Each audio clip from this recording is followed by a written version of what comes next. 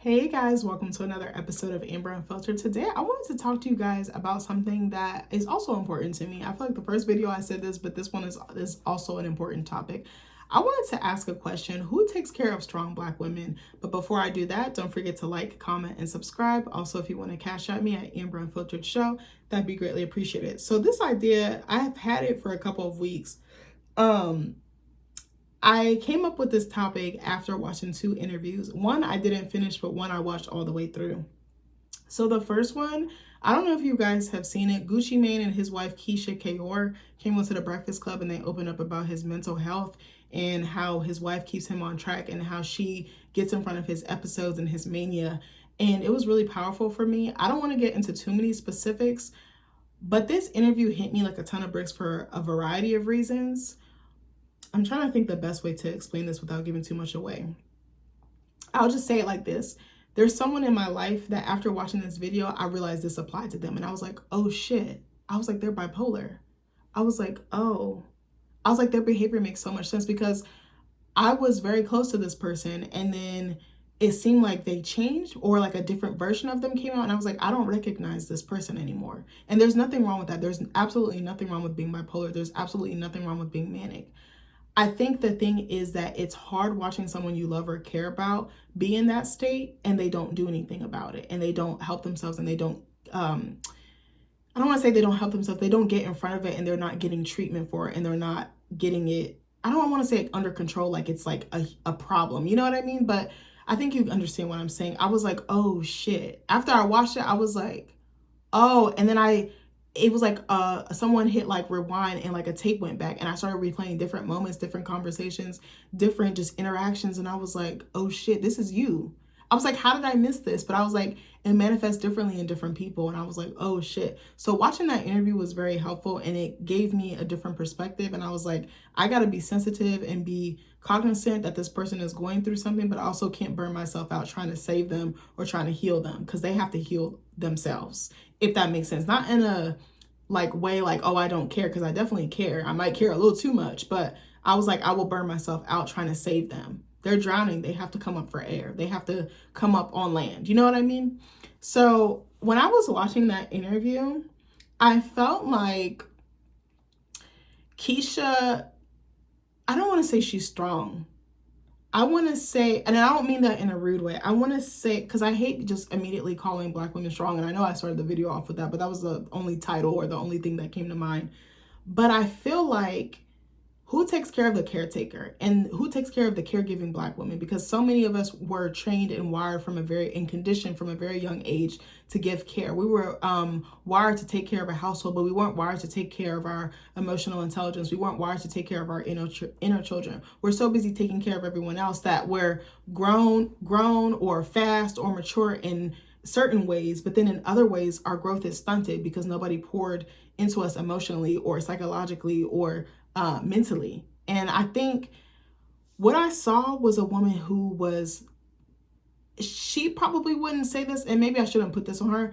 I was like, how does she not get burned out? She's talking about all the measures she took to get in front of his mania and get in front of his episodes, like taking his phone, deinstalling the apps, scheduling his whole day for him, taking care of everything for him so that he only has to do one or two things, which is shower, eat, and go to the studio. And I remember that interview with Carlos King came out and I was like, I can't get behind that. But then when she did this interview, I was like, what she said then made sense. We didn't know the whole spiel. And I know that he was getting ready for a book and he wanted to tell his story on his terms. So I do respect her waiting and not fully, actually I haven't watched that interview, so I don't know if she mentioned it in that interview, but this is the first one that I've seen him openly talk about having schizophrenia and bipolar disorder. And how she was saying how he basically turns on her, how he becomes a different person, how he does like really heinous, evil shit because he's not in his right frame of mind. And those voices are taunting him and egging him on to do things that he wouldn't do if he was in his normal frame of mind. And I was like, who is taking care of her? She was, not brushing it off, but she was saying like, I got this, I'm strong enough. But I'm like, you have a lot that you're carrying on your back. Like, I think of it as almost, and I'm not calling her this by any stretch of the imagination. I mean, like, I think of like a camel and just like all the sacks that they have on its back, all the packages that it has on its back, and it just keeps piling and piling and piling. I'm like, how are you carrying all that? Who checks on you? Why aren't you in therapy? And they asked her, I think Charlamagne or somebody asked her, do you go to therapy? And she said, no, I don't need it. But I'm like, you might. Do you talk to anybody about this? And she didn't, I don't remember her fully saying that she talked to anyone about this, but I understand with a marriage, you kind of want to keep it in-house. But I'm like, who takes care of you? Who takes care of Keisha? Like, she looks good on the outside, but I'm like, mentally and spiritually, is she okay? I'm not saying that she's not, but I'm like, that's a lot to take on. And I'm like, I know you can handle it, but that doesn't mean you have to handle it alone. Does that make sense? Like, hopefully this video comes out right. And I just was worried about, and then she was just talking about how much she controlled everything that he did. And I know she's doing it to keep him healthy and to keep him on the up and up. I feel two ways about it. I feel like, okay, good for you for regulating his schedule and regulating his emotions and regulating his environment and keeping him out of harm's way. You're doing your job as a wife. The vows say in sickness and in health, whether that's physical, whether that's mental, whether that's emotional. But at the same time, I'm like, is that too much for her to take on? Like, is there times where she's at her wit's end? Is there times where she breaks down? Like, prayer is a wonderful thing. Meditation is a wonderful thing. Working out is a wonderful thing. I'm like, what is she doing for self-care? And what does she do? Like, especially if an episode happens back to back or an instance happens back to back, what do you do? And you're also raising children. She has 2 little ones, and then I think she has older kids. Gucci also has kids. They have a blended family. So I'm like, that has to be a lot. She's also a business owner. She's managing his schedule, his shit. That can't be easy. Again, just because you can carry it don't mean that shit ain't heavy. Like, you know what I mean? So I was just wondering about that. And I was like, who takes care of us? Who takes care of Black women? Like, we be doing it all and we make it look good.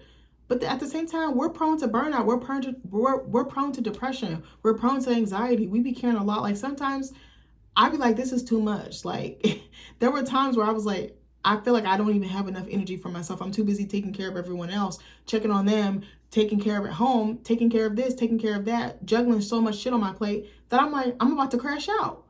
And now I'm like a lot more proactive and I can catch it before it happens. But I'm like, sometimes you're prone to just crash out and it is what it is. But I'm like, my therapist recently gave me permission to start putting myself first. And that's something no one has ever told me before. No one has ever told me that before. Like, in the way that she has, and like really okayed it and really co-signed it and really validated me and validated what I've gone through. I was like, oh shit, it took 30 years for me to get this message, for me to get this lesson and to start applying it. Now I'd be like, I'm not sorry. Like, I'd be like, if I don't want to do it, I'm not doing it. And I'm like, what do I want to do? Like, I keep asking myself, what do I want to do? What do you want to do today? What will make you happy? Because I'm so busy trying to provide and do for everyone else that I neglect me. And I told my therapist, I was like, by servicing everyone else, I'm disservicing myself.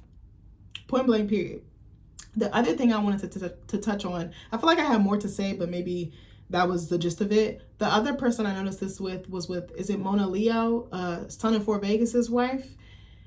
I was like, okay, to be honest with you, I had a hard time getting through that interview because I think Mona Leo is a very intelligent young woman, or woman, grown woman, I should say. She's an intelligent woman. She's smart, she's spiritual, she's grounded. I think she's very honest. I think she's very raw.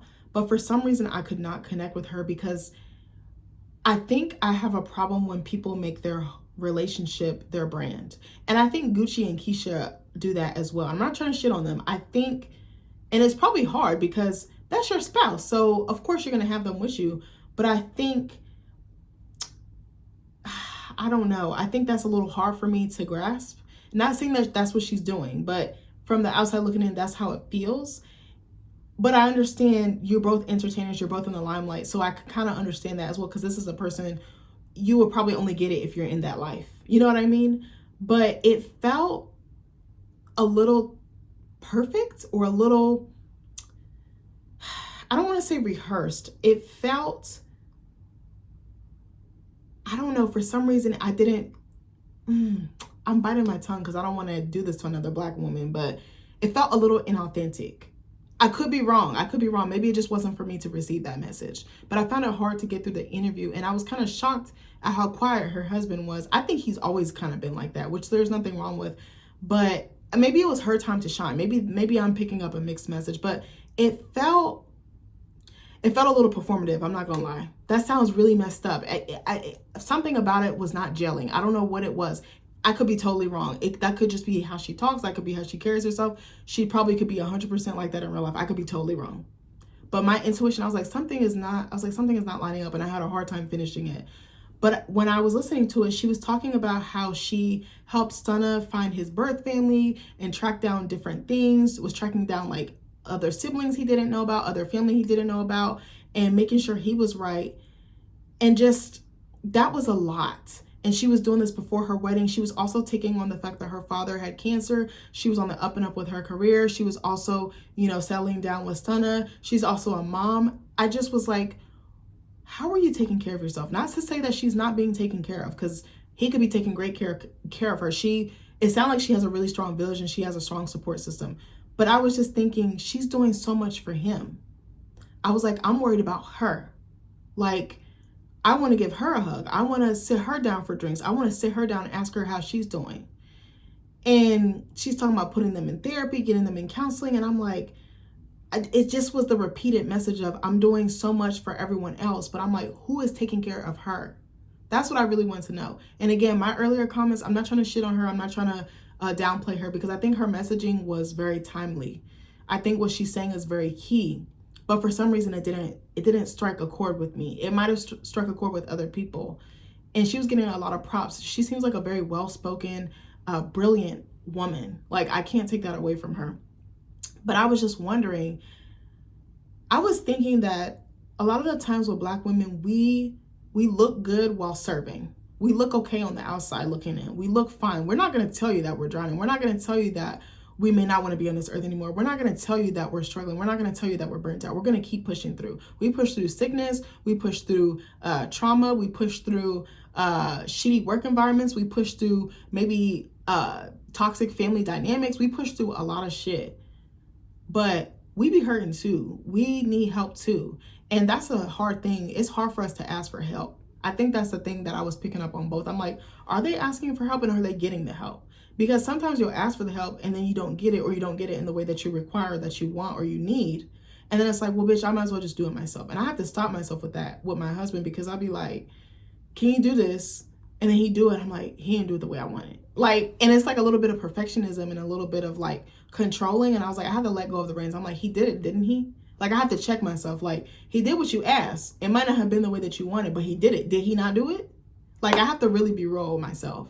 And like, I'm in this new season of like trying to be a little bit softer and trying to be gentler with myself and just kind of going with the flow and not being so rigid. I feel like I had such a hard time growing up with that, because there was no room for fuck ups. There was no room for error. But I'm like, now it's okay to make a mistake. It's okay to learn. It's okay if you don't know something. It's okay to get the tools and then you learn it and you master it. That's totally okay.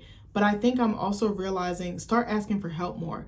My therapist said something really profound to me. She was like, it's easier to ask for help with the practical things, but it's actually quite difficult asking for help with emotional labor or emotional support. And it really fucking is. It really fucking is. It's hard for me because I don't trust people to hold space for me the way that I hold space for them. And I have to realize I have to stop expecting me from other people, because I wouldn't move like that, or I would approach it this way, but everyone moves differently. And trauma makes you move differently. It makes you, so you have a much thicker skin. You're much tougher. I sometimes still have a guard up. I have a very hard time letting my guard down. I have a very hard time asking for help, asking for people to show up for me. I really don't like asking for shit. But I'm like, no, start asking for shit. Like that Victoria Monet song says, stop asking me for shit. Y'all stop asking me for shit, but I'm gonna start asking you for shit. Like, and I'm not going to be sorry about it. But I just was wondering, I was like, who helps the strong Black woman? Who helps the woman who holds it down? Who helps the woman who rides for everyone else? Who helps the woman who has a smile on her face even though she's dying inside, even though she's drowning, even though she's giving out so much of herself that she ain't going to get those pieces back? Like, I really had to wonder that. And I was just like, are my good sisters okay? Are Keisha and Mona Leah okay? I'm not trying to shit on their husbands. I'm not trying to shit on their support system. But I was like, I really wonder about this, because everyone loves a strong Black woman until you have a strong Black woman. And it's like, but are you holding her down? Are you being strong for her? Are you picking up the pieces when she's falling short, or when she can't commit, or she can't contribute at that time because she's already got a full fucking plate? And a lot of us, that's a trauma response, to overperform and to caregive on such a level that we exhaust ourselves to no end. It's almost like a coal, like we're just exhausting all resources. You know what I mean? But I was really wondering about that. And I was like, who's taking care of them? And are they being taken care of on a consistent basis? Do they do self-care? Do they go to therapy? I think Mona Leah does, but I don't think, based on what Keisha said in her interview with Gucci, I think she doesn't believe in therapy for herself. I think it might be, I'm not trying to generalize, but I was kind of picking up like the Caribbean, like maybe the mindset, like the Afro Caribbean or Black mindset of like, oh, I don't need help. I help everyone, but I don't help myself. Or I don't need anything. Like, I got this. I got it. But it's like, sometimes we don't, and that's okay.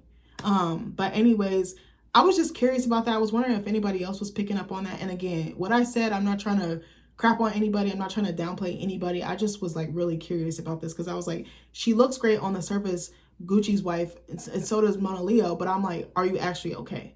And like, if you're not, I hope that you will be. And to all Black women who are the strong Black woman, the ride or die, the one that does everything for everyone else, the one that leads the family, the matriarch, the patriarch, whatever you want to call it, more so the matriarch, are you okay and are you getting the support that you need? And if you're not, go to therapy, go talk to a friend, journal. Something that I've started doing before I wrap up this video is a gratitude journal. That shit is so fire. I got it while I was on vacation. It's a day and night one. Maybe one day I'll show it to you on camera. Maybe not. I don't know because it's filled out. But it has like one page for each day, for the morning and for the night. I think the first part is like, what am I grateful for and what do I have to look forward to today? And then the later part for the evening is what good things happened today and what is a good thing I can, or a good thought I can leave with myself before I go to bed. That shit has been saving me. Like, and I was like, damn, I have a lot to be grateful for. I was like, damn, I really am blessed. I really am fortunate. And I have 2 reminders set on my phone. I have one for 9 a.m. to fill it out in the morning before I get ready for work or just my day in general if I'm doing other stuff like writing, schoolwork, or whatever. And then I have one for 7 p.m., 6 or 7 p.m. that I fill out like after dinner. Because I'm like, I want to make it a habit to the point maybe I won't need to have the calendar reminder, but I literally set it every day. Like, I don't play around with that shit. Like, I just want Black women to be okay. And I want us to stop having to be so strong all the time. We don't have to be strong to be loved. We don't have to be strong to have people show up for us. We don't have to be strong to be seen as valid or valuable. We don't. We're fine just the way that we are. And to the people around them that are benefiting from this, help them. Ask them what they need. Because we're not gonna ask you. We're not gonna tell you what we need. Ask, volunteer, do it anyway. But anyways, I love you guys and I'll see you in the next video. Bye.